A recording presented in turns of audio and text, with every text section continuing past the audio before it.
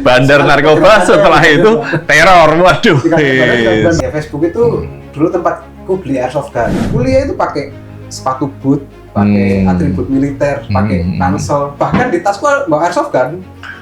Sampai akhirnya ditawari, kamu mau berangkat nggak ke Suriah? Oh mau. Minggu depannya berangkat gitu. Berangkat ya. Saya dulu kalau kemana-mana itu di perusahaan itu siap bom. Sekarang enggak kan Mas? Enggak. ini ada beberapa kasus kan, ini kawan-kawan. Tapi ada beberapa kasus anak-anak di bawah 13 tahun di Jawa Timur, di Bali yang sudah terpapar dengan ideologi terorisme.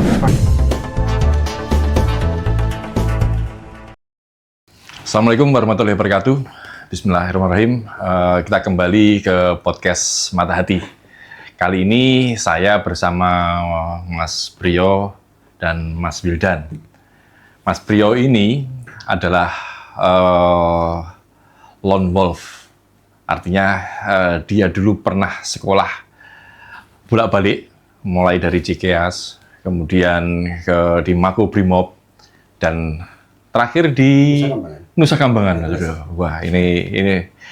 Jadi beliau ini adalah calon bomber gitu di aksi-aksi terorisme. Sementara Mas Wildan ini dia seorang mantan mahasiswa di salah satu perguruan tinggi Islam di Malang, dan dia pernah terlibat dalam, sebenarnya tidak terlibat dalam aksi terorisme Mas ya.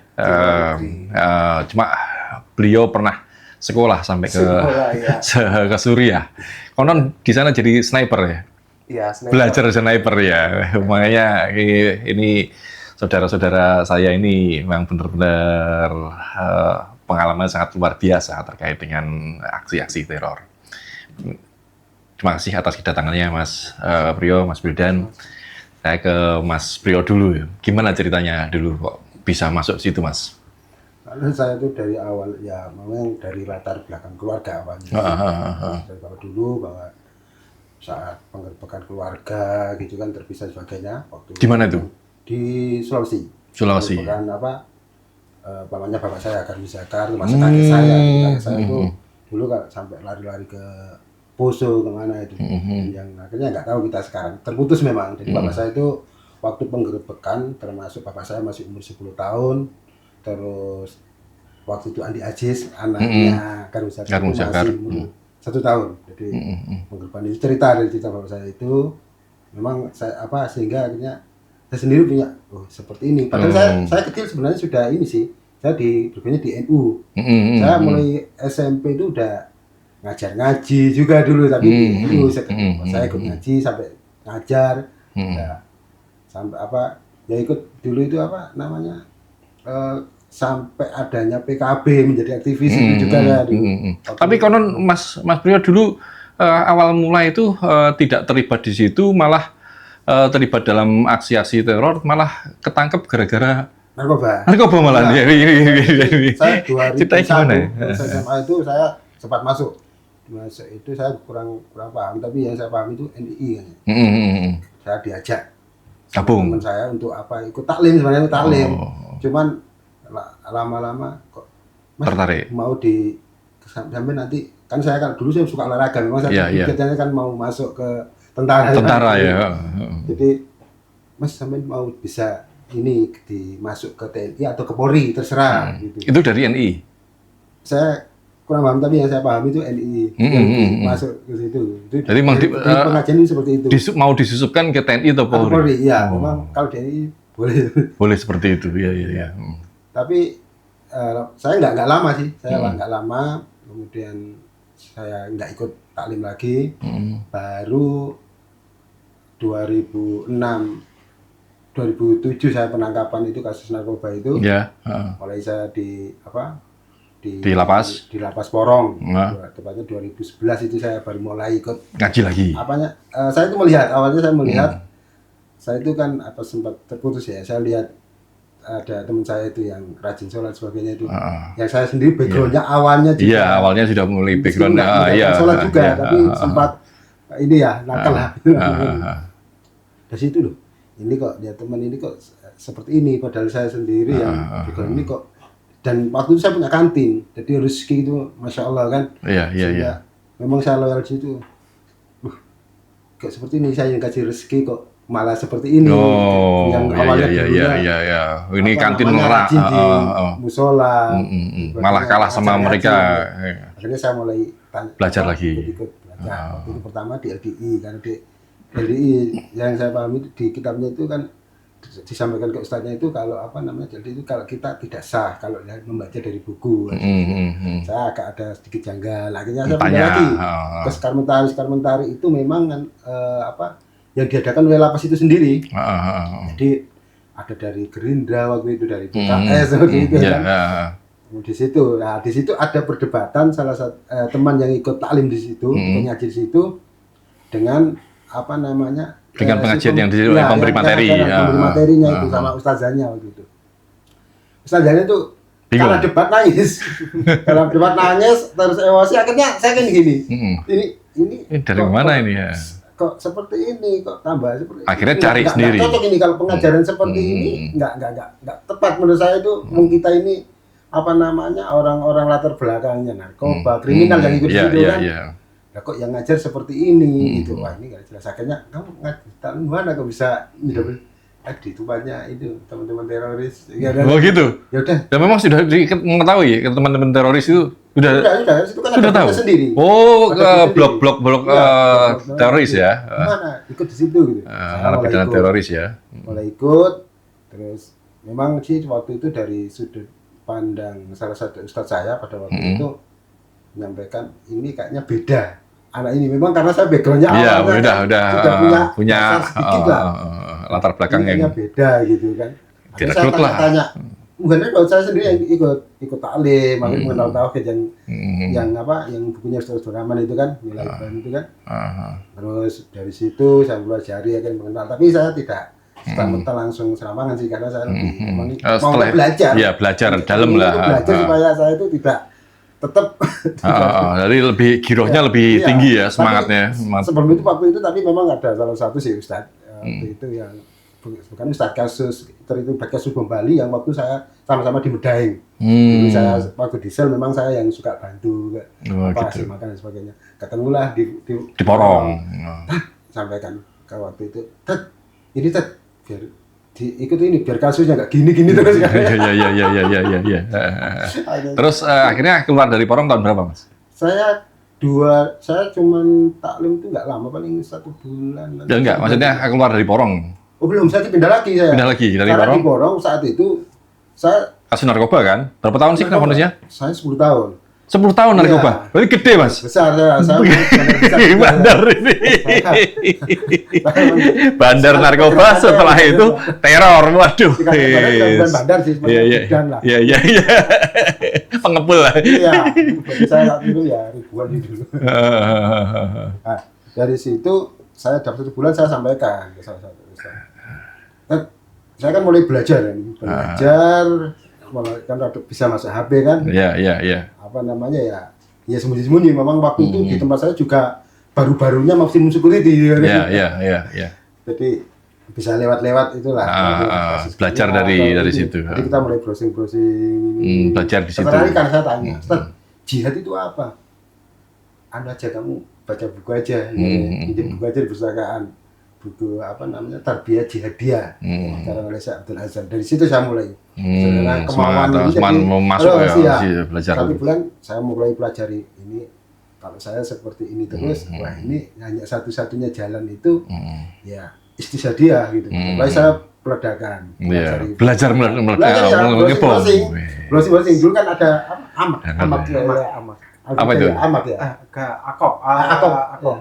Al-Malahin. Apa itu? Majalah. Oh, majalah. Dari situ kan browsing di Google itu. Mulai saya pelajari. Saya sampaikan. Dari sana saya memanfaatkan petugas karena saya juga loyal di dulu sama petugas. Karena pegang kantin kan? Iya. Punya duit banyak. Iya, loyal. Jadi Pak, tolong saya belikan ini Pak, apa namanya, istilahnya resistor, belikan ini. Iya, belajar elektronik lah. Iya. Jadi gitu kan. Terus saya sampaikan ke Ustaz, bagaimana Kak orang ini saya bikin rata saya ledakan gitu kan. Jangan seperti itu. Ya pastilah. Akhirnya nggak tahu. Bukan pada waktu itu istilahnya apa ya? teman saya itu yang bos narkoba itu Ya. sampaikan tahu namamu itu ada di ini loh Densus 88 Polda gitu. Kamu kan jadi teroris nah jadi gitu. Ada belum? Iya semua. Narkoba. Namanya dulu saya masuknya kan barengannya Roy Martin dulu. Oh. Iya, jadi waktu semua pabrik kumpul di situ. Iya. Juragan-juragan ini. Di Gunawan itu. Nah, di situ saya Satu angkatan sama itu. enggak lama 1 bulan saya dipindah di Madiun, dipisahkan. Jadi alasannya salah satu dari termasuk Kalapasnya. Memang Kalapasnya saya kenal waktu masih jadi karutan saya. Di rutan dulu saya juga tamping kan, bebas keluar sebagainya. Jadi memang kita membantu dari pihak-pihak sipil dulu. Itu sudah pindah. Berapa tahun kasus narkoba itu sehingga sampai keluar, Mas? Saya keluar 6 tahun 4 bulan. 6 tahun 4 bulan dari 2009 2007 sampai 2014. 2014. Iya. Setelah itu keluar pergerakan bergerak. Saya lebih matang itu ketika justru saya di Madiun. Oh, Madiun lebih matang. Memang saya nggak ada dipisah. Iya, Sehingga fokus. di sana saya fokus, saya mulai cari-cari HP, mulai browsing sampai waktu itu saya masih bisa kontak saya kontak dengan Ustadz Aman, waktu Abdullah Sonata, banyak semua dulu. Saya mulai LP kan, mulai dikenalkan ini buat Azimi pada waktu terus yang termasuk yang kasus ini Abu Umar semua saya kontak sampai saya belum keluar ISIS itu belum ada saya sampaikan kenapa kita tidak sebagaimana ketika Rasulullah hijrah ke Madinah sehingga di situ terkumpul baru menyusun kekuatan untuk nggak lama itu karena jawabannya beda-beda semua dari jadi akhirnya di situ saya lebih banyak kalau saya nggak tahu masalah fikih ngomong dasar. Iya, dasarnya nggak belajar. Apalagi masalah tauhid kan. Di situ ya saya tanya-tanya aja semua. Oh ternyata perbedaan. Disaring-saring dewe. Saring-saring dewe. Ini bahayanya kalau nyaring-nyaring dewe. Timbul akhirnya adanya ISIS gitu. Ya namanya dulu media lebih leluasa. Lebih leluasa. Jadi dari situ saya kenalan dengan anak di Bali mau diajak sama-sama hijrah ke waktu itu ke ISIS gitu kan. Ya misalnya di dalam mana nggak bisa kan. Tapi akhirnya dari sana di situ saya mulai belajar terus termasuk peledakan di situ saya lebih pelajari. Dari mulai saya bagaimana membuat. Jadi saat ketika belajar itu sudah mulai ada semangat untuk bikin dari diporong, makanya apa kok yang melatar belakangi kok harus belajar bom? Karena gini, kalau kita itu yang saya pahami pada saat itu adalah saya kan banyak ke ini kan dulu Abu Dujana Al-Quraisyaini dan Abu Musab Az-Zarqawi para pelaku inilah yang kalau Indonesia katakan bom bunuh diri tapi dari situ saya kalau saya ini istilahnya kalau saya, dosa kita ini kan lebih banyak. Karena kita dari melakukan sebelumnya kemaksiatan ketika kita hijrah, maka kita akan mencapai yang tercepatnya adalah yaitu melakukan amalia istishadiyah yang saya pelajari dari Abu Jahal. Saya ini kan saya ikuti video-videonya terus kan seperti itu. Sehingga ini yang harus saya pelajari. Jadi semangatnya itu ya memang niat untuk jadi meledakan diri karena untuk ini jihad paling tinggi nih katanya gitu. Sampai di hari-harinya saya pelajari. Sampai saya itu mempelajari itu bagaimana membuat. Setelah saya pelajari membuat, saya kalau ini dari mana bahannya gitu. Apalagi kalau terjadi konflik sebagainya, mulai pelajari. Oh dari bahan apa di sini. Sudah. Jangan diteruskan kalau itu. Jangan diteruskan. Kalau bahan-bahannya dibuka bahaya ini. Saya itu dari apa sampai saya pelajari bahan ini bisa dari apa. Paham. Saya mulai memandu dari lihat panduan dari YouTube, makanya tuh seperti itu. Teknisnya. Teknisnya. Nggak saya sebutkan nanti. Banyak yang niru nanti. Jadi saya sampai detail hampir. Tapi tidak didasari sebenarnya pelajaran fikih, pelajaran tauhid tadi. Saya hanya pelajarinya dalam teknis saja tadi kan? Teknis itu ya, tapi pelajaran saya itu adalah masalah tauhidnya dan pergerakannya saja sebenarnya. Dasar fikih ketika di dalam pergerakan gitu aja. Hanya simpel-simpel aja. Iya, enggak dalam kan? Enggak dalam. Masalah binyan enggak, karena saya tujuannya di situ. Selesai pokoknya sudah jihad, masuk surga selesai kan gitu kan. Ketika Dosa hilang gitu. ketika saya bebas, 2014 itu saya bebas. Mulai saya itu cuma tiga bulan saya mungkin di Surabaya. Saya ke Ambon itu nikah istri saya. Iya. Yang adiknya untuk sangat cinta. Udah.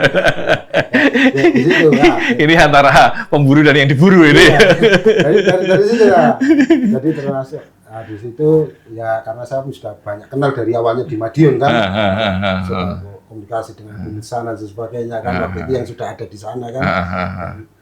Ya sudah saya mulai kenal Santoso. Ketika keluar akhirnya benar-benar merakit ya. Merakit. Di merakit itu saya pelajari akhirnya saya bukan milihnya itu untuk untuk istilah dia ini sebagai tapi bukan. Saya lebih milih lagi bahwa kita ini tujuannya adalah untuk menekan kalimat Allah kan gitu. Jadi tertinggi tadi. Zarqawi kan. Artinya yang dibutuhkan kemenangan. Artinya saya pelajari lagi teknik bolanya dan sebagainya. Ngikuti terus saya ngikuti terus. Dan itu belajarnya dari media saja. Media semua gitu. Bentar Mas, nanti lanjutkan lagi Mas. Sekarang ke Mas Wildan. Ini masih banyak ceritanya yang harus dikorek nih, kawan-kawan. Kalau Mas Wildan gimana Mas? Gimana ceritanya kok bisa sampai ke Suriah itu? Kalau dari background memang kalau keluarga kan ya biasa aja. Ya. Biasa aja. Cuma dari SD itu memang udah diperlihatkan dulu kan video-video Ambon. Ya. Itu kemudian loncat ke 2021 911. Ya. Nah dari situ mulai tertarik. Kemudian Bom Bali 2002 ya. Bom Bali 2002 itu Bom Bali itu kok melihat semangat ketiga orang ini. Trio bomber ini. Iya, trio bomber. Itu mulai belajar. Imam Samudra dan kawan-kawan ini ya. Tapi di SMP itu udah mulai kalau anak sekarang itu bilangnya mulai ada luka. Luka itu dalam artian di keluarga itu mulai ada pembanding-bandingan. Jadi aku dengan kakakku dibandingkan, kamu kok nggak seperti kakakmu, bla bla bla. Nah, itu kelas berapa? SMP. Ya. Jadi sebenarnya masa puber ya, untuk mencari identitas ini sebenarnya. Tapi ketika dalam pencarian identitas itu kita nggak diakui hanya karena kakak lebih pintar. Iya. Padahal kan setiap anak kan punya kelebihan masing-masing. Iya. Di situ mulai ya tertutup. Akhirnya cari aktualisasi lain.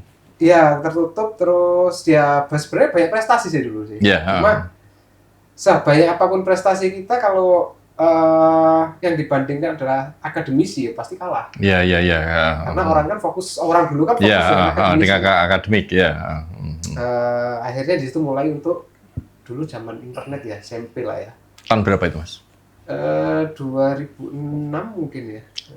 Aku lulus SMA itu 2009. 2009 ya, masih baru itu ya, 16 tahun yang lalu. SMP itu udah mulai suka dengan nyari video tentang masalah. Kebetulan aku anak IT kan dulu. Iya. Jadi udah mulai dari info tentang itu. Dari forum dulu kan nggak ada WA dan belum ada itu. Dari forum. Facebook sudah ada Facebook. Facebook sudah ada. Ya Facebook itu dulu tempatku beli airsoft gun. Gitu, belajar airsoft gun dulu ya. Ini ngeri makanya saya seringkali mengingatkan juga kepada kawan-kawan di kepolisian terkait dengan distribusi senjata ini meskipun airsoft gun. Ini belum perlu diawasi karena kalau enggak ibarat latihan ya Mas ya. Ya. Jadi dulu itu SMA itu sudah mengenal tentang cybercrime. Tentang dulu ada istilahnya carding, ngambil duit dari kartu kredit orang. Betul. Nah, hasilnya itu kita beli airsoft gun. Mobil kartu kredit juga ya? Jadi, akhirnya beli airsoft gun itu. Kemudian SMA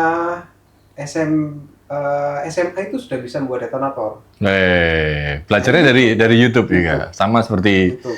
Dulu masih Mas Trio tadi ya. Seperti sekarang kan.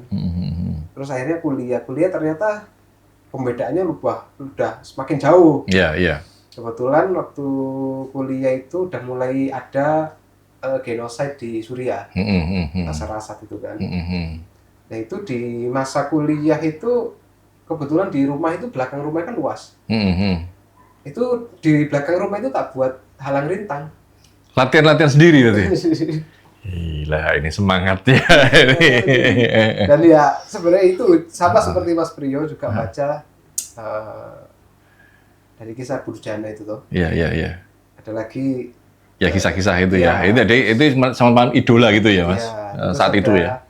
Ada buku namanya Jalan Tol Menuju Medan Jihad. Nah, Termasuk udah meninggalkan makanan enak, tidur nggak lagi di kasur. Jadi seolah-olah kita udah di sana. oh, benar-benar menjiwai lah ya. Dan di satu sisi luka yang semakin besar ini ternyata membuat jarakku dengan orang Keluarga. tua jauh. Itu ya. Nah, ketika kita kuliah kan Semakin jauh? semakin jauh karena tidak ada kontrol dari orang tua. Ya, bebas sudah. Bebas. Bebas. Nah, carilah pengajian. Jadi kalau anak-anak dulu, anak-anak nakalnya mungkin minum segala macam. Kalau aku enggak. Bahkan ini nakalnya lain ini ya. Itu aku minum. Enggak mau. Ini nakalnya lain ini. Lain udah. Nakalnya dan kalau orang lain mesti positif ini kan. Ya, bahkan dulu itu ada cerita lucu. Udah masuk kuliah itu udah pakai atribut militer. Atribut militer. Bahkan dulu ada anak maba. Anak maba itu pakai baju seksi, Arab di Arab. Itu aku samperin. Kamu tahu nggak? Dengan radikalnya ya. Kamu tahu? Ekstrim, Mas. Iya, ekstrim sekali. Aku bilang kamu Arab, iya. Kamu tahu nggak? Kata Rasulullah, pakaianmu ini kayak pelacur, ditampar aku. Sampai segitunya. Ya? Sampai segitunya. Jadi udah masuk. Iya masuk bener-bener. Kuliah itu pakai sepatu boot, pakai atribut militer, pakai ransel, bahkan di tasku bawa airsoft gun. Sampai segitunya. Sampai segitunya. Nah, akhirnya kenal dengan pengajian ini. Di mana itu pengajian itu? Di Malang. Ya enggak, maksudnya di masjid awalnya. Masjid ya. Di masjid, kemudian diajak ke yang eksklusif. Nah, itu udah mulai kontak Semakin bilang sama orang tua. Dan sampai ke tahap bilang, aku mau berangkat. Padahal nggak ada jalan ini masih nggak tahu. Ngapain? Ya, pokoknya aku mau berangkat ke Suriah. Terus mama bilang, ya ngapain? Nah, itu ketika mamaku melakukan itu aku marah. Aku bukan anak mama. Aku itu punyanya Allah. Iya. Siapa yang biayai saat itu? Abu Jandal. Jadi bukan dari Karding tadi ya? Bukan. Buat main-main. Ini udah mulai serius ini berarti kan? Ada pembiayaan dari pihak eksternal kan? Ya, waktu itu akhirnya entah kepikiran dari mana, karena mau ke Saudi rencananya. Buatlah paspor. Buat paspor ya udah dulu kan gampang sekali. Gampang. Akhirnya meletus perang di Suriah. Pengajian sudah semakin, dulu kan mau ke Yaman rencananya, ternyata beralih ke Suriah. Jadi pengajian bahasanya tentang Suriah segala macam. Jadi nggak ada pengajian bahasanya tentang Indonesia sama sekali. Pengajian eksklusif itu di mana? Di masjid atau di rumah ya? Di kelingan. Berapa orang saat itu, Mas? Banyak ya benar ya? Ya orang-orang yang mau berangkat itu tadi. Sampai akhirnya ditawari, kamu mau berangkat nggak ke Suriah? Oh mau. Minggu depannya berangkat kita. Berangkat ya. Berapa orang saat itu? 9 orang. 9 orang. Ini kawan-kawan juga berarti pasca pulang dari Suriah? Jadi 9 orang yang berangkat tidak saling tahu. Itu tidak saling tahu? Tidak saling tahu satu sama lain. Tahunya itu ketika dikumpulkan. Loh, kamu ikut loh. Sampai segitunya ya? Iya, nggak ada yang tahu. Rahasianya itu betul-betul terjaga. Eksklusif bener ya? Iya. Akhirnya berangkat ketika di pesawat telepon sama mama. Berangkat? Aku mau berangkat. Aku sekarang di pesawat mau ke Suriah. Mama ridho nggak dengan aku? Nah, pada saat itu masih ada rasa pengen diberati. Iya. Tapi ternyata mama bilang, iya mama ridho dengan. Oh ya udah selesai. Aku tutup teleponnya. Ya udah pada saat itu aku merasa bahwa ya udah ini berarti yang berangkat ini bukan manusia, udah mayat ini. Iya. Berangkatlah ke Suriah. Sampai segitu ya. Pulang dari sana? Tahun berapa itu? 2014. 2014 pulang dari sana. Sebenarnya banyak banget cerita di sana itu sebenarnya. Apa saja yang dilakukan di sana? Sana itu selain pertama kita datang kan pelatihan militer. Pada umumnya lah ya. Awalnya kan dulu kan kita dikirimkan tujuannya untuk misi kemanusiaan. Misi kemanusiaan ya. Tapi ya pada akhirnya ikut juga dengan aksi militer ya. Iya, karena ya modusnya kan untuk menjaga diri. Kita masuk tuh. masuk menjiwai, apalagi sudah membawa hal yang sudah kita bawa dari Jadi, awal. pada dasarnya orang harus skeptis juga ya dengan misi-misi kemanusiaan. Seperti apa Mas seperti itu? Iya, kita dulu kan awalnya memang musik Kemanusiaan ya. Ini damai ini misi perdamaian juga ini seperti itu. Walaupun memang jihad kan, ya memang sudah tempatnya. Iya. Ya jihadnya kemanusiaan, ya kan. Akhirnya itu masuk pelatihan di sana itu diajari banyak hal. Kemudian di pelatihan militer yang kedua karena ganti kepemimpinan, nah itu disuruh milih mau mengambil kekhususan apa, entah itu perakitan, sniper dan lain sebagainya. Ini kan sniper. Berapa tahun? Berapa bulan? Apanya itu? Pelatihannya itu? 2 bulan. Sudah ada korban nggak di sana? praktek di apa itu di Medan. Ya. Kemudian ada satu titik di mana ketika itu ada bombardir di pasar. Jadi tentara rezim itu menjatuhkan bom birmil namanya. Bom birmil itu bom tong bensin itu, itu diisi TNT dan diisi serpian-serpian kaca mati. Dijatuhkan di pasar dan pada saat itu aku evakuasi, gendong seorang anak kecil, tapi kepalanya hilang. Ya Allah. Ya dari situ muncul rasa ya kayak ya harusnya bukan anak ini yang mati, kenapa nggak aku aja? Mulai muncul itu ya. Konflik batin ya. Konflik batin luar biasa. Akhirnya dari situ masuklah ke detasemen bom mobil itu. Balas nih. Ya, jadi udah disuruh milih mau meledakkan diri di mana. Di Irak apa di Suriah. Seperti itu ya. Ini menarik ini soal terkait dengan konflik batin tadi. Ini kalau Mas Priyo, saya juga pernah dengar ceritanya Mas Priyo ini. Mas Priyo ini konon dulu pasca keluaran dari situ kan merakit-rakit di luar nih. Jadi Lone Wolf beberapa kali mau meledakkan tempat sasaran ya. Gimana ceritanya Mas? Jadi saya itu ketika 2015-nya. Ya. 2015-nya setelah baiat yang sudah ada daulah.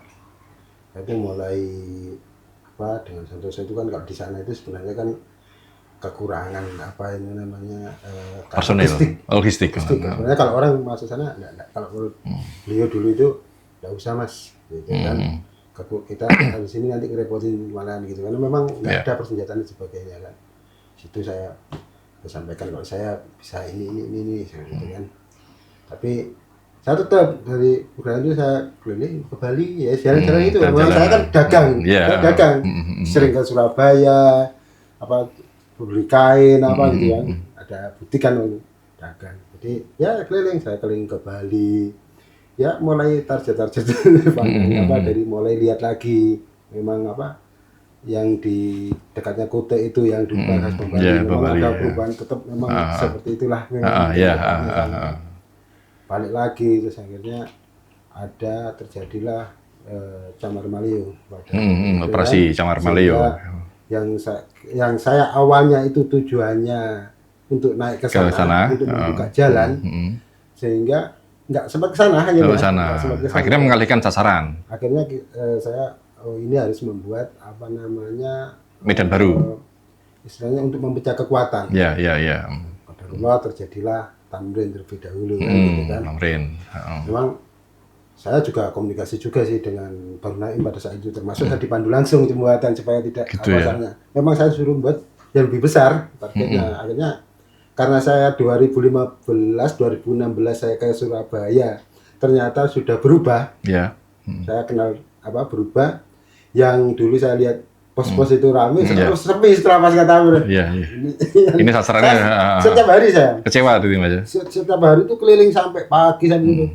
Bawa ya kayak barang biasa gitu aja, saya bawa aja, kadang saya cantul motor itu. Ya keliling-keliling aja. Hasil rakitan dari lapas? Bukan, saya di luar. Di luar sudah merakit itu ya? Saya di luar. Karena sendiri, saya coba sendiri. Apa dalam benak Mas Priyo saat itu dengan mengapa harus sasaran-sasaran itu mungkin sasaran mana sih Mas? Kepolisian, seluruh kantor polisian di Surabaya.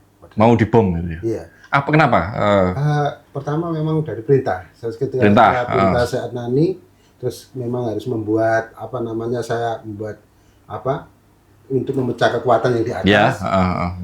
Kenapa saya harus membuat hampir total waktu saya itu? Awalnya sebenarnya saya masih satu target nggak banyak lah. Ya.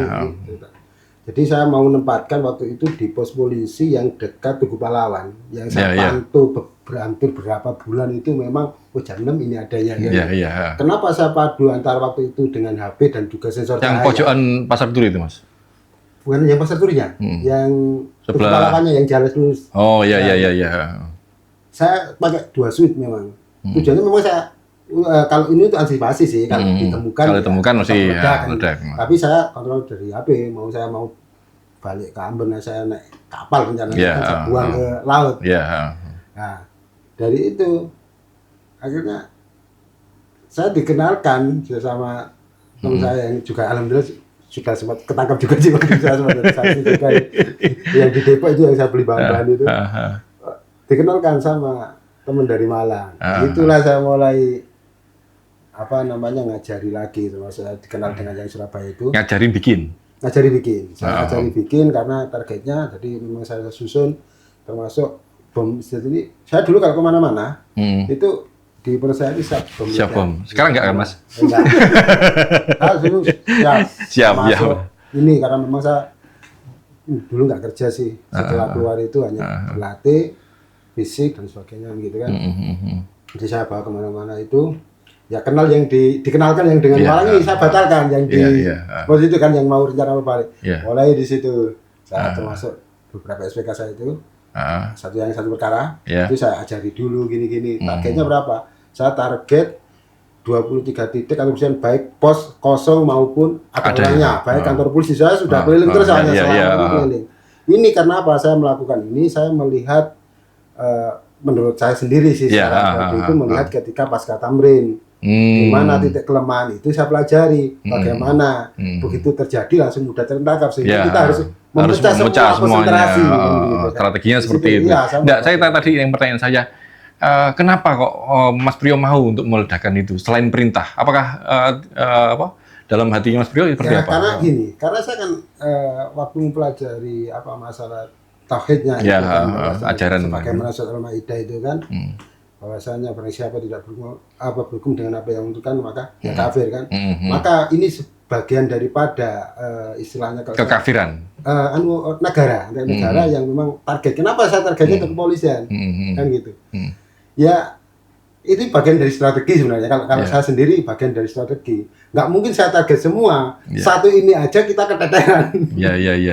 Satu instansi saya keteteran. Bagaimana saya mau mentarget semua? Ini kalau saya. Jadi dalam pandangan saat itu saat itu semua termasuk negara kan tujuannya adalah perintah di sana kan supaya tegak kan daulat dunia kan seperti itu kan yang memang sudah ada, dan itu salah satunya juga saya kepingin memicu yang saya pada saat itu kenapa pada diam itu kan tidak ada pergerakan meskipun pada akhirnya timbul Tamrin kan setelah lanjut Surabaya itu. Terus kemudian kenapa kok gagal tidak jadi ledakan? Saya sebelum di kantor polisi Genteng pada saat itu dibawa pakai sensor saya juga dibawa mobil itu saya sempat mau meledakkan di pos polisi di Jalan Merah atau masuk Galaxy Mall. Mau meledak semua itu ya? Itu sebelum ini loh, sebelum yang saya kenal ini loh, itu sekitar 2 kilo. 2 kilo itu saya meledak berapa meter, Mas? 2 kilo, cuman berapa kilo? Karena ya saya sistemnya kan ngikuti perintah. Jadi masyarakat semakin mungkin. Jadi pas ada orang di sekitar jam 12 itu. 12 siang. Malam. Ada orang yang nunggu BEM itu. Saya udah bawa gini loh, bawa kantong kresek ini. Sudah bawa kayak belanjaan sama-sama mau saya taruh, ada orang batal saya karena saya ya intinya perintah. Hanya perintah saja. Saya sambil waktu. Saya kan dalam urusan perintah saya sambil waktu. Perintahnya apa ya itu? Untuk menghindari masyarakat. Jadi bukan target ya? Bukan target. Jadi saya hanya fokus pada target. Targetnya kepolisian. Padahal saya ya subuh ya siang saya mana-mana ya Dilalah ada orang. Terus apa yang mengetuk hati Mas Priyo ketika itu? Karena perintah aja. Karena perintah tidak itu. Karena perintah itu kan alasannya nanti kan kita kalau kita memang tidak mengetahui mungkin ya sekedar dulu lah. Resiko ya pas mereka. Iya, tapi karena kalau kita sudah mengetahui, kan artinya kita bertanggung jawab terhadap nyawa. Jadi ini berbeda dengan Mas Wildan ini. Kalau Mas Wildan ada konflik batin tadi. Kalau ini kira-kira sampai Pak Oto lah seperti itu. Jadi akhirnya saya target juga di pos, sudah saya letakkan juga. Saya letakkan kodarullah, saya lupa. Ini kan pakai sensor, pakai juga apa? Jadi saya lupa ini sudah on atau off gitu kan? Iya. Balik lagi. Dua orang saya 2 orang, jadi memang agak gupo yang satu memang belum pernah sehingga ada apa belum ini. Yakin. Aja ambil aja. Itu putus kabelnya saya gitu. Karena yang saya tahu 4:30 itu ada ibu-ibu yang nyapu honorer.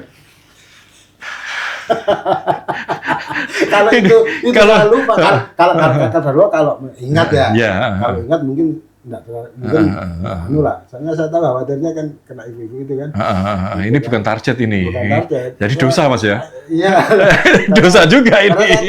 Karena tahu ya. Padahal target saya itu mobil itu ketika dia mau jalan untuk patroli pasti meledak karena sensor saya ini terpicu kan itu kan lampu itu kan langsung ini karena sensitif sekali ya. Jadi saya batalkan di Polsek Genteng itu. Ngeri nih kawan-kawan 2016 gitu. Lalu setelah itu kedua saya ngajari lagi merubah target yang 23 titik itu ada nggak ada sebenarnya targetnya itu. Ini yang diajarin berapa orang? 3. Sekarang sudah ada yang ada juga yang masih merah. ya oke. Nanti lanjut lagi ini terkait ini ya Mas Wildan. Tadi kan ada konflik batin kan ketika di Suriah kan. Bagaimana ketika kembali apa yang melatar belakangi kembali ke Indonesia pulang dari Suriah? Karena di sana peperangannya sudah selesai ya? Bukan, semakin luas. Jadi udah antara satu pejuang dengan pejuang yang lain kan saling bunuh. Dan situ kayaknya udah nggak kondusif lagi deh. Akhirnya balik lagi. Iya kan gagalnya bom mobil itu kan karena ada utusan dari gubernur itu kan nyari anak Indonesia yang paham IT. Akhirnya aku diambil. Padahal udah pamitan sama mama itu. Nah, ketika momen itu juga hilang aku, udah nggak ada kontak. Nggak ada kontak dan pada saat itu ada anak dari Lamongan namanya Wildan juga meninggal. Nah, itu dikira aku yang meninggal. Nah, akhirnya ya karena itu tadi baliklah ke Indonesia. Setelah di Indonesia disambut oleh kawan-kawan Densus. 2 tahun setelah itu. Kalau Mas Priyo berapa tahun setelah kasus itu sehingga diambil? Tidak lama karena setelah itu kan kita target yang 23 titik itu untuk pecah itu karena saya sudah punya anggota kan. Saya waktu itu saya dijadikan amirnya pada saat itu. Jadi memang saya susun. Yang menunjuk amir siapa Mas?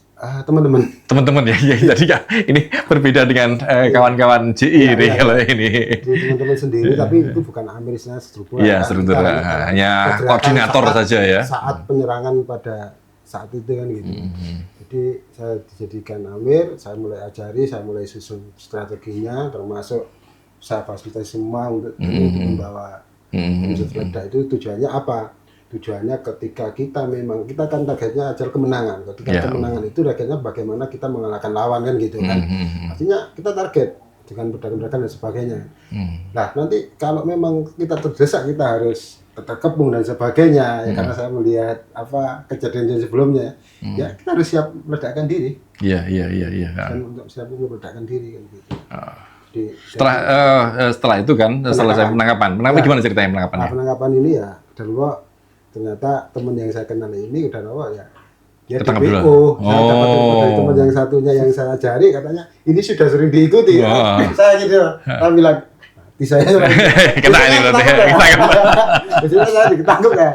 Jadi semua peledak waktu itu sih saya penangkapnya masih Pak Kapolrinya itu Haiti dan 2015 ya. Waktu itu masih Pak Boy yang itu saya situ dibawa ke Mako. Di Mako juga bikin rame juga ya? Gini, awal saya masuk ke Mako, dulu itu teman-teman Kelapa Dua ya? katanya ya. Kasus Kelapa Dua ini. Saya dipisah. Dipisah. Dan teman-teman lain langsung digabungkan sama teman. Saya masuk isolasi sendiri. Khusus ini. Isolasi. Karena ini Isolasi. ahli beneran ini. Saya masuk isolasi.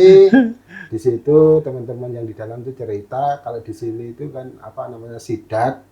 Itu apa namanya biasanya itu langsung mainnya mana ambil sebagainya gitu. Ya saya bilang lah kita kan tujuannya adalah kita tidak takut dengan kematian, kita lawan sana gitu. Masih padahal saya baru masuk itu masuk di dalam. Nah, itu mulai sempat itu mulai ini terus setiap kejadian ya kita termasuk kejadian. Tapi di situ nggak sempat bikin ya?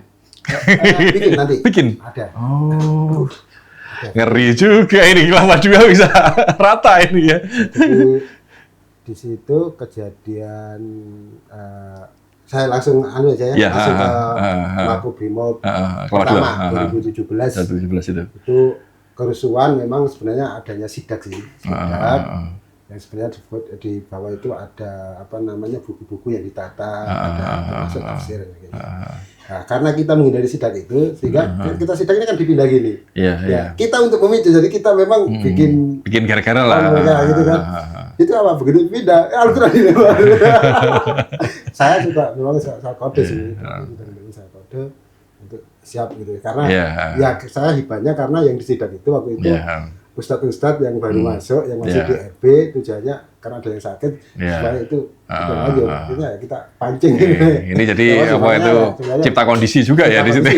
Kondisi juga di dalam peperangan adalah peperangan cipta kondisi itu banyak mengandalkan apa namanya keberanian saja. Terus pasca dari Kelapa Dua pindah lagi ke Cikeas, terakhir langsung ke Nusa Kambangan. Setelah 2017 itu saya kan dipindah ke Jakarta Pusat. Jakarta Pusat, diisolasi di Jakarta Pusat saya. 2018 bulan 1 kita dikembalikan lagi ke Mako. Yang saat itu sudah berubah total ya. Total. Setelah pasca kerusuhan kan. Itu sudah mulai dipetak-petak, ini yang sudah bisa kondusif, mulai kuning, hijau, pol. Jadi saya tetap di blok situ. Nah itu 2 bulan 5 karena faktor apa namanya dari teman-teman yang masalah makanan, masalah umah aja, karena informasinya ditelanjut sebagainya. Sebenarnya kita mau tanya ke pihak konfirmasi lah ya. Iya konfirmasi.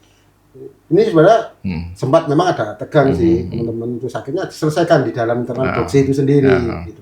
Cuma kita dengar di blok B itu ada gedoran sehingga kita kira ribut, kita balas gedoran, tambah lagi rame. Sebenarnya sudah ini nggak ada masalah ya. Ini udah clear itu. Ya itu jadi salah pahaman. Salah pahaman sih. Ribut sampai apa jebol pintu semua kan gitu kan. Baru setelah itu diboyong ke Nusa Kambangan. Iya, keluar itu kerusuhan sampai adanya korban. Ya itu saya buatnya ya di saat kerusuhan itu. Di situ saya buatkan 12 kilo sama 5 kilo itu saya. Dari mana bahannya? Barang bukti yang disita. Ya, yang sebenarnya bukan di tadi. Ada apa namanya kantornya dekat. Iya, kantor dekat ambil dari situ ya. Proses sidang kan masih di situ. Iya, resiko. Jadi apa tempat barang bukti dengan ini resiko sangat berisiko ya. Itu. Ya, memang jadi ibrah lah buat apa yang sampaikan juga itu buat ibrah lah. Nggak seperti itu karena saya sering di LP soalnya. Iya itu paham ya. Paham. Itu saya lakukan itu. Setelah itu baru pindah ke Nusa Kambangan. Nusa Kambangan rusuh lagi. Di Hekles Pasir Putih saya. Pasir Putih. Di situ karena ada beberapa teman yang sakit karena alasan makanan sebagainya. Memang saat itu makanannya ini sih.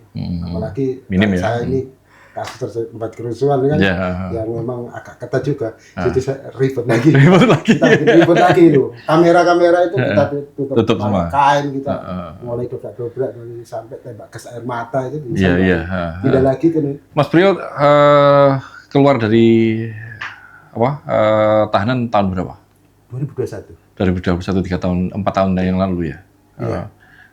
Itu karena kembali ke NKRI atau memang sudah selesai masa tahanan? Saya ke NKRI saya tanda tangan. Apa yang mendasari jenengan balik lagi? Saya itu kan dari Pasir Putih, saya Ya. dipindah ke High-Res. High Di Kris. Nusa Kambangan, jadi di sana lebih berat lagi saya sebenarnya kan. Yang awalnya di Pasir Putih saya Masih seminggu bisa 2 kali ya. Ah, Kalau di Batu saya itu harus mungkin beda karena saya terlibat ke Sumako ya. iya. Jadi saya harus borgol itu dari leher tangan, tangan kepala, kaki memang lebih ketat sih, harus diarap juga kalau saya termasuk. Dari situ udah saya lama di situ, 2 tahun saya di situ saya belajar. Saya lihat termasuk semua orang yang Mas Priyo tetap istiqomah, para ustadz ini, para orang yang sudah memang jauh di atas saya yang punya menyuruh saya tetap Istiqomah dengan jalan itu, dengan jalan ekstrim itu. Eh, Istiqomahnya seperti apa?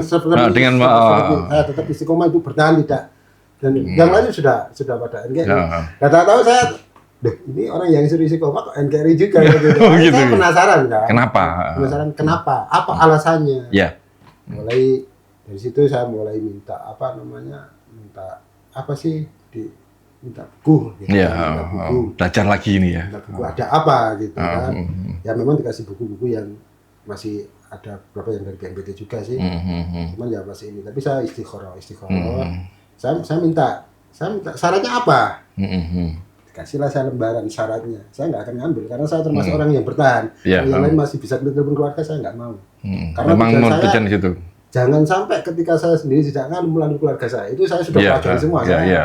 Mesti tekanan intimidasi dari luar kan. Bukan intimidasi, kan bisa keluarga ini kan bisa dengan cara dibantu ya. Iya, dipengaruhi dan yang lain-lain. Iya, intimidasi kan lebih keras ya. Sehingga saya masih bertahan, saya nggak ada istri kan Iya. Padahal saya 2017 Sudah nikah. setelah istri saya begitu saya masuk kan cerai, minta cerai ya gitu. Saya nikah lagi. Iya. Ya, di situ saya mulai pelajari. Saya istikharah, saya menemukan jawabannya terkait dengan syarat-syarat tersebut kan. Akhirnya saya, bagaimana bisa minta buku? Bisa. Tapi kalau Mas Priyo mau turun ke ke maksimum security. Ya. Di Besi. Itu. LP Besi ya. Ya, saya datangkan beberapa yang sudah ambil sih. Ya, saya masih belum ini. Tapi belum saya ada. harus dapatkan ini karena dari istikharah itu memang kalau memang saya jalan saya ini memang benar langkah saya, maka minta pasti akan dimudah. Dikuatkan gitu kan. Dikuatkan. Kuatkan untuk terus. Di situ saya mulai jawaban saya ini saya ketemu di situ untuk mendapatkan buku.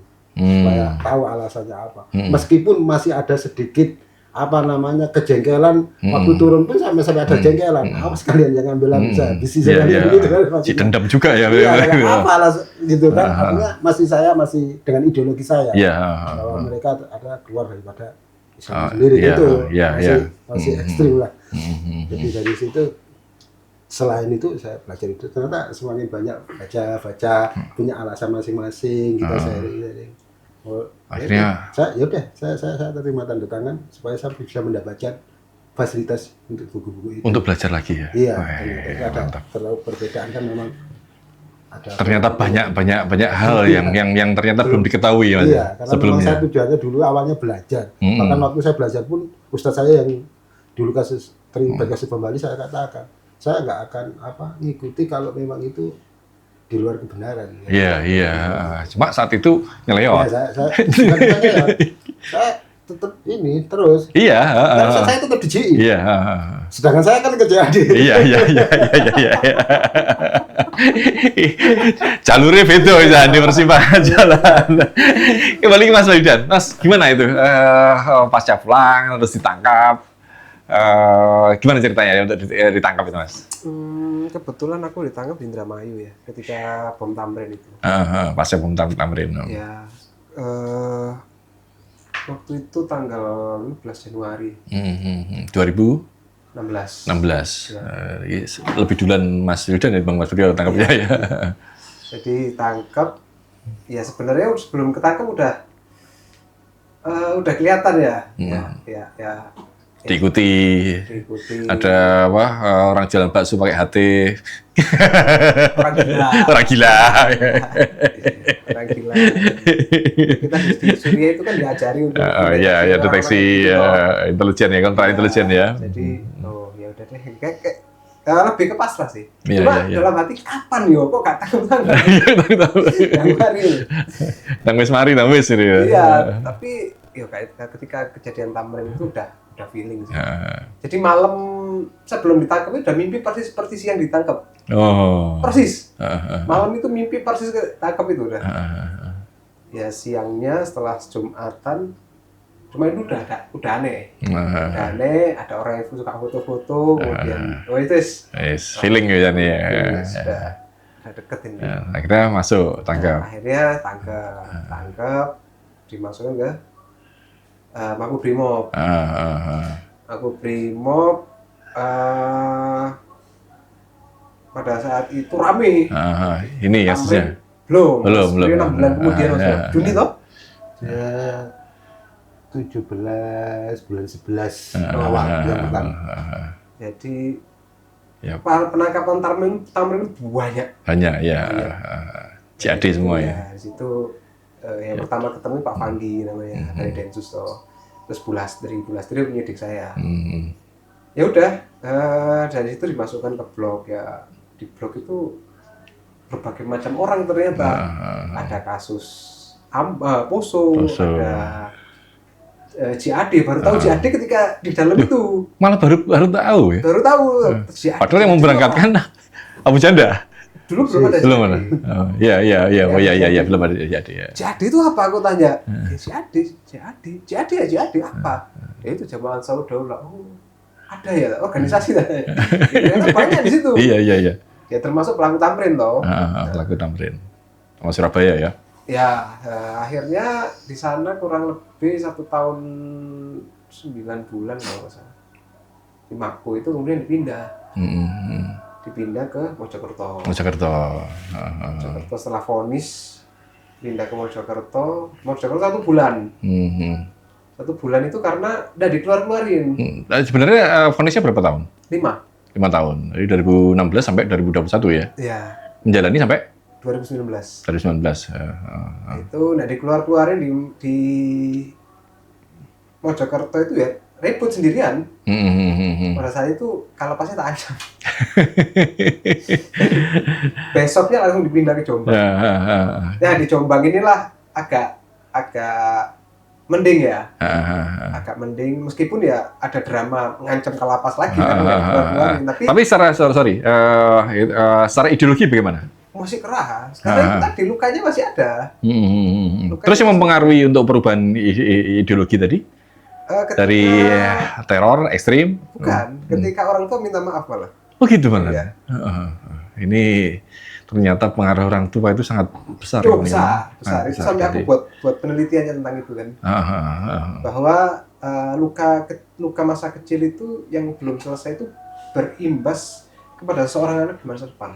Trauma masa kecil ini ya. Bahkan tentang masalah kesuksesan segala macam. Bukan persoalan kekerasan ya, kekerasan verbal, kekerasan verbal ya, bukan kekerasan fisik ya, tapi kekerasan verbal. Iya, makanya kan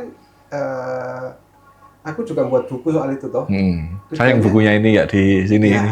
Bagus ini begini Mas Wildan. Bukunya itu judulnya Pulang Sebelum Mati. Pulang Sebelum Mati, dan buku itu bercerita tentang 2 anak nih. Di mana ya? Bisa dibeli di mana ini? Kawan-kawan ini bisa di order nanti ke Mas Wildan ini. Bisa di. Jadi tentang 2 anak. Satu temanku ini real, kita kisah nyata juga. Satu anak ini jatuh ke narkoba sampai akhirnya dia meninggal. Kayak Mas Suryo ya. Iya, padahal dia kaya. Kayaknya luar biasa. Ceritanya itu. Dan satu anak yang lainnya aku. Ini nyebrangnya ke teror ini malah. Kembali lagi ke masalah ketika di Jombang itu keras aku, Pak. Keras sekali. Bahkan tugas saja aku ludahi kok. Sampai ketika itu orang tua minta maaf itu langsung kita sebagai anak ketika orang tua minta maaf kan seolah langit itu runtuh gitu loh. Iya. Nah, ketika itu aku bilang sama mama, apapun yang mama mau aku turuti. Mama juga kamu jadi empati. Pada saat itu selesai dari besukan itu aku minta maaf ke orang-orang yang sudah aku kasar. Oh, ini benar ini. Ini mengkonfirmasi yang disampaikan barusan oleh Mas Priyo kan, bahwa keluarga sangat berpengaruh juga ini. Makanya kan Mas Priyo, jangan dulu ini, jangan dekat-dekat keluarga, saya terpengaruh nanti. Akhirnya ya justru malah di lapas Jombang itu ya penjara tapi nggak seperti di penjara. Iya. Justru banyak sekali pelajarannya. Pelajarannya banyak. Ngaji lebih dalam. Iya, terutama tentang dakwah Rasulullah ya. Mm-mm. Bahwa kita nggak bisa berdakwah kepada orang dengan kekerasan. Iya. Dengan hal yang keras. Mm-mm. Harus dengan hal yang lembut. Ternyata di dalam itu kita dapati bahwa banyak loh orang-orang tua nggak ngaji aja nggak bisa. Iya. Gitu. Nah, di situ mulai ngajar ngaji, bahkan bantu di klinik. Dan yang terakhir sebelum aku bebas itu buat aplikasi antrian di lapas. Di lapas itu. Ya. Ya. Udah dipercaya sekali. IT, udah Ya, fokus akhirnya ke IT. Itu ya aku bilang aku nggak bisa ngasih apa-apa, cuma bisa ngasih ini. Iya. Setelah itu keluar, ya keluar ya kembali menjadi manusia yang baru kan. Iya. Tapi nggak bisa tinggal di kota yang sama. dulu, ya, karena stigma itu Pasti muncul. luar biasa. Ini nggak takut ini kalau sekarang ditayangkan jadi muncul stigma. Oh, tidak takut sih. Karena memang itu adalah fakta ya, realitas yang ada. Iya, dan jadi stigma itu kan ada karena perbuatan kita terdahulu. ya, Tapi kan kita bisa mengkonvert stigma itu menjadi hal yang positif. benar. Ketika kita berprestasi. Mm. Tuh, makanya aku mengkonvert itu semua menjadi sebuah prestasi. Dengan apa reputasi ya istilahnya. Reputasi ya, ini dari situ kan jadi narasumber. Iya. Pernah ya salah satunya pernah jadi narasumber buat anak orang-orang dari London University. Terus pernah jadi narasumber di kedutaan Amerika. Dan masih banyak lagi. Itu aku mengkonvert itu semua. Seolah memvalidasi diriku, nah ini loh aku. Gitu. Dulu seperti ini, sekarang seperti ini. Ya, Nah, makanya kan kita punya tanggung jawab moral untuk menyadarkan orang lain, untuk memberi edukasi kepada orang lain. Termasuk mungkin ada anak yang usia 13 tahun. Oh iya. Ini ada kabar seperti itu juga ya. Jadi ini gimana ini terkait dengan anak-anak kecil yang umur 13 tahun ya? Karena zaman sekarang kan udah canggih banget. Ini ada beberapa kasus kan, ini kawan-kawan. Tapi ada beberapa kasus anak-anak di bawah umur 13 tahun di Jawa Timur, di Bali yang sudah terpapar dengan ideologi terorisme. Bahkan levelnya sudah mengajak untuk melakukan peledakan. Mereka belajar dari mana? Online. Ini bahayanya, kawan. Makanya perhatian orang tua tadi yang paling penting. Jadi kalau seandainya terorisme itu dibebankan kepada aparat, ya pasti yang akan menjadi bahan bullying dan maki-makian pasti aparat. Yep. Ya, sekalipun tugas aparat di sini kan mengamankan. Iya. Tapi terkadang seorang orang tua itu lebih suka untuk menyalahkan orang lain daripada mengoreksi dirinya sendiri. Iya. Jadi kesimpulan dari tadi kasus-kasus yang sekarang terjadi, ada anak umur 13 tahun kemudian terpapar. Siapa yang menjadi mentor mereka sih, Mas? Online. Ketika mereka kehilangan validasi di keluarga. Di keluarga. Iya. Jadi peran orang tua ini sangat penting sekali. Orang tua kan merasa, aku sudah kebutuhanmu sudah kucukupi semua. Tapi kan anak kan tidak hanya butuh itu. Butuh materi aja, butuh fisik aja nggak bisa. Nggak bisa, kan butuh dimengerti, butuh dikawani, butuh diajak bicara. Dan ketika anak kehilangan peran itu, maka dia akan, kalau bahasa anak sekarang itu, aku sudah kehilangan rumah. Maka dia berusaha untuk mencari rumah yang lain. Rumah di mana dia diapresiasi, diterima. Makanya kan, kenapa aku mau menuruti semua hal? Karena aku diterima di kelompok itu. Sama seperti anak 13 tahun. Rumah hanya sekedar fisik saja, gedung saja, tapi bukan home ya kan. Tapi kayak dia, ada seorang anak ini, aku pengen jadi mujahidin. Nah, timbul denial dari orang tuanya, ngapain kamu itu kan orang-orang nggak benar, bla. Nah, dari situ dia merasa tidak diterima. Ya, padahal dia butuh sesuatu yang menjelaskannya lebih detail. Tapi kalau seandainya orang tua itu hadir sebagai orang tua dan menjelaskan gini loh, Mujahidin kayak gimana? Dia cari tahu dulu kan, dia bicara dulu. Apa sih maksudnya Mujahidin itu gitu. Di situ anak lebih bisa merasa diterima. Dan ini adalah sebuah pelajaran bagi semua orang tua. Bahwa terkadang orang tua itu terlalu kaku dengan anak karena merasa dirinya paling benar dan paling bisa menentukan arah. Paling berpengalaman karena sudah tua kan? Iya. Padahal hanya karena tua saja. Padahal generasi sekarang, wow, cerdas. Informasi dari berbagai. Informasi itu luar biasa. Yang diketahui Mas Wildan, kalau terkait dengan paparan tadi banyak beberapa anak-anak kecil ya, umur 13 tahun, 17 tahun. Ya. Jaringannya sudah seberapa jauh? Jauh banget. Udah banyak berarti ya? Banyak, dan wajib. Udah mulai diwaspadai sih. Iya. Udah mulai diwaspadai. Dan ya makanya itu kontrol orang tua itu harus dihidupkan. Harus dihidupkan. Masa sekolah-sekolah itu harus mulai untuk diberikan pemahaman, bukan hanya kepada siswanya, tapi juga kepada Orang tua. Karena vital sekali orang tua. Parenting itu penting. Penting. Makanya orang tua lah yang menentukan anak ini mau jadi apa. Kadang kan yang miris itu sekolah itu hanya sebagai tempat rehab bagi anak-anak nakal. Seolah tempat cuci tangan orang tua. Padahal dan ketika terjadi apa-apa pada anak ini di sekolah, yang diserang bukan orang tuanya, sekolah. Iya. Nah, guru gajinya kecil, Disalahkan lagi, bahkan fatalnya dipecat. Gitu? Padahal orang tua lah yang pendidikan nomor 1 itu di keluarga. Keluarga inilah makanya kita harus mengembalikan peran anak itu ke orang tua. Keluarga ya. Dan Betul. orang tua mau tidak mau harus belajar parenting. Iya. Karena ini zamannya udah berbeda. Kalau dulu orang nggak belajar parenting wajar. Karena orang-orang dulu kan berdasarkan doktrin toh. Kalau sekarang ilmu udah terbuka, apalagi alasan lu tidak belajar. Iya. Oke. Halo Mas Priyo, kembali ke Mas Priyo. Pasca tadi tidak menjadi meledak, terus kemudian keluar dari Nusa Kambangan tahun 2021. Pasca itu perubahan berpikir, perubahan ideologi ya, itu seperti apa Mas? Kalau saya Dari teror menjadi. Soalnya dulu waktu saya sebelum untuk mengambil itu pun saya juga didatangi dari pihak dari Densus BNPT juga kan. Tapi intinya kalau kita tidak melarang dengan keyakinan yang Benar. Akan tetapi yang kita larang adalah masalah yaitu jangan mengajari orang lagi untuk membuat untuk perusakan dan membuat perusakan untuk kejahatan lah itu sehingga akhirnya saya berpikir berarti nggak ada larangan untuk masalah keyakinan saya tapi dari belajar saya ketika saya turun di di besi di maksimum security itulah saya mulai belajar beberapa sejarah termasuk sebelumnya adanya Pancasila itu yang piagam Jakarta piagam Madinah. Itu artinya gini, apakah ketika ada perbedaan pandangan, apakah kita harus konflik? Padahal para ulama tidak seperti itu kan, gitu kan? Yang kita lihat, apalagi sampai mengangkat senjata dan sebagainya. Apalagi mengkafirkan sesama ya. Ya, makanya kalau kafir itu kan ada dasarnya. Cuman kan kehati-hatian negara ini terbangun dari apa? Pada awalnya, sehingga kalau lebih baik menjaga lisan, kita diam, kita bisa tidak menyalahkan orang lain. Apalagi mentauhidkan negara sampai membuat kerusakan kan gitu kan. Ya kita lihat, ini bukan di Timur Tengah juga kan.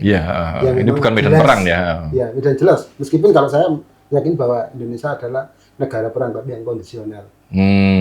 Kalau dijajah kan nggak mungkin kan diam kan gitu kan. Tapi ya kalau saya lebih milih diam udah. Sayangnya kita dengan memilih kegiatan untuk lebih belajar lagi lah. Untuk lebih bermanfaat pada sebenarnya kita harus mengambil kehati-hatian. Bukan yang kita cari adalah yang kita cari kebenaran, bukan pembenaran. Kan gitu kan. Kebenaran yang kita cari. Kan gitu. Tapi bukan pembenaran. Tapi apakah ketika kita mendapatkan pembenaran harus kita nyalakan yang lain? Bukankah kalau seandainya itu ada subhat atau sebagainya, bukankah itu bisa disampaikan? Untuk supaya dikorek lagi, sehingga sama-sama selamat keluarlah ilmu di Indonesia ini lebih banyak lagi kan? Lebih bermanfaat, lebih berkah pada. Kehati-hatian ya, saya lebih kehatian, nggak mau ini. Karena saya sendiri masalah din juga nggak sepaham, bukan orang pondok dan juga orang yang terlalu tekun di situ, sehingga kehati-hatian saya lebih bergaul di dalam bermasyarakat pun saya lebih hati-hati. Memang saya dari dulu di pergerakan pun ketika bergerak pun saya tidak mudah makanya tidak mudah terdeteksi. Kalau kita kehati-hatian kita ya nggak mau mudah menyalahkan orang lain. Sudah seandainya salah satu contoh ketika kita mengharapkan sesuatu yang memang masih menjadi ijtihad atau menjadi masih ada kita lebih tapi bisa kita menerapkan untuk diri kita sendiri. Jangan menyalahkan orang lain ya. Jangan menyalahkan orang lain. Yang kita tidak tahu kan. Betul. Itu yang mendasari Mas Priyo. Kehati-hatian ya. Jadi tidak menyalahkan lagi pada orang lain, tidak menyalahkan negara. Saya lebih. Masih takut nggak negara ini? Masih takut nggak? Ya, masalah takut itu kalau yang kita pelajari kan banyak pemahaman yang Iya, memang kalau menurut Mas kita Bro? pelajari kan jelas, tapi kan dulu yang saya pelajari itu kan ada yang lebih krusial lagi di Togut itu, bahwasanya kenapa disandingkan dengan Fir'aun dulu kan Fir'aun mengaku Tuhan. Iya, Ya, iya. itu ada perbedaan. Kalau NKRI? Kalau NKRI saya belum memang saya belum belajar terlalu jauh, jadi saya lebih memilih untuk diam, tapi saya juga tidak mau menyalahkan karena Belum paham ya? iya, Belum karena paham. pemahaman yang kurang ini. Iya, Kalau iya. saya ngambil ini Iya, saya salah, iya, iya. saya bisa neraka. Kalau Iya, saya iya, ambil iya. ini, Jadi masih- saya juga bisa Iya, harus belajar. Hmm. Tapi yang jelas adalah para termasuk Para, hukum yang ada ini kan mereka memang bagian daripada bahwa ini adalah itu menjadi jaminan mereka untuk Iya, keamanannya iya. kan gitu kan, sama ketika kita punya rumah, punya tamu, tamu ini menjadi Tanggung jawab kita, tanggung jawab kita kan untuk gitu kan. Sama mengamankan. dengan dulu pihak agama di waktu masih Rasulullah ketika itu kan berbagai Berbagai agama, agama ya, kan berbagai tidak, keyakinan. tapi untuk keamanan negara adalah bersama-sama. bersama-sama. Ya.